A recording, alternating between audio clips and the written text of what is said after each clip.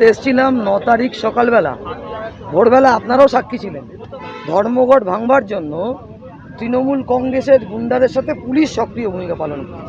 তার বিরুদ্ধে এবং আমাদের ব্যারাকপুর শিল্পাঞ্চলে বেশিরভাগ বন্ধ কারখানার জমি মাফিয়াদের হাতে চলে যাচ্ছে এবং সেখানে পুলিশ জমি মাফিয়াদের পক্ষে কাজ করছে এবং ট্রান্সপোর্ট থেকে শুরু করে বিভিন্ন সেক্টরটা হচ্ছে তৃণমূলের তোলাবাজির সেক্টরে পরিণত হয়েছে। আর পুলিশ হচ্ছে তারা ভূমিকা পালন করছে তৃণমূলকে প্রোটেকশন দেওয়ার জন্য। আমরা বলতে এসেছি যে পুলিশ যাতে ভূমিকা পালন করে, আমাদের এই শিল্পাঞ্চলে সাম্প্রদায়িক সম্প্রীতি রক্ষার ক্ষেত্রে পুলিশের ভূমিকা থাকা দরকার। পূর্ব বোঝানো থেকে শুরু করে কারখানার জমি দখল করা, এটা হচ্ছে এখন শাসক দলের প্রধান এজেন্ডা। সবই তো নবান্ন থেকে ঠিক হয়। আপনি কি মনে করেন যে বাসন্তী কটন মিলের জমি, সেই জমি কনস্ট্রাকশন করে বাসন্তী মানে হাই রাইজ বিল্ডিং তৈরি হবে, এটা কি আপনি মনে করছেন নবান্ন বা কালীঘাটে যায়নি? এর ভাগ যাবে।